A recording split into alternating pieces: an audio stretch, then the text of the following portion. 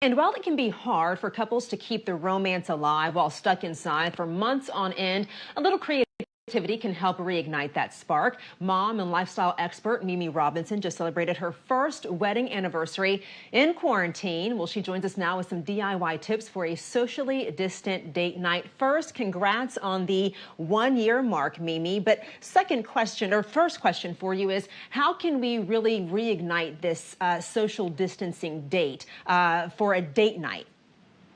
Well, one, thank you. Really, it's just getting creative and use the things that you have in your home. You're able to order some things online, but the best part of it was pulling it together with most of the things that we already had around the house.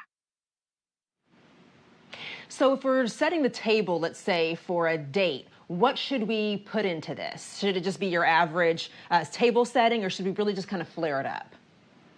Oh, you should totally flare it up. So, because you're inside, you've been doing a lot of redundant things. So, this is your chance to just add a little pizzazz to it. Think back to maybe early on in your relationship. You want to get like that kind of fire going. So, clean off the dining room table and decorate it.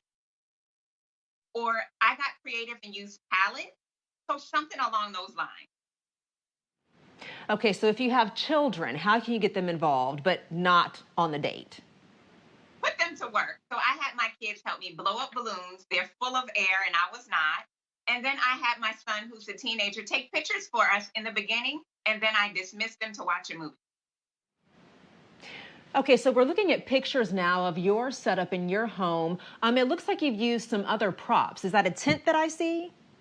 Yes, that tent belongs to my 8-year old, and typically it's in the basement, but I thought it would help set the mood. So I brought it upstairs and added it to my decor and just other pieces that I could find around the house.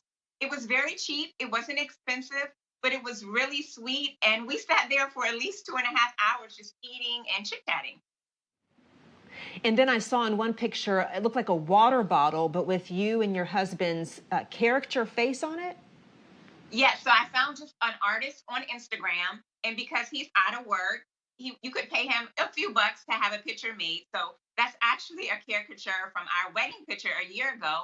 I printed it out on the home printer, slapped it around the water bottle, and it was easy, but it was funny. Yeah, that is so cute. Okay, let's talk about desserts, because of course you have to have a good meal and a good finish to the meal. So let's talk about desserts and what you should have there. So I tried Pinterest, which sometimes can fail you. It was not as perfect as I would have liked, but it was fun to try. But you can just toss a cake in the oven. If you're ordering out, you can order from somewhere, and have a safe delivery. But don't be afraid to try and throw some brownies in the oven or make some cupcakes. It doesn't have to be perfect. It's really the thought and intent behind it that matters the most. Absolutely. Now, you did say that you found an artist who was on Instagram who's out of work. Did you really put some emphasis on finding people who were out of work and maybe on Etsy or what have you to help with the decor? Yes, I love shopping small. I love shopping local when I can. And so it's a cute memento to have. Like, this isn't ideally the way we'd want to spend our anniversary, but it was nice to also help support someone else who's out of work.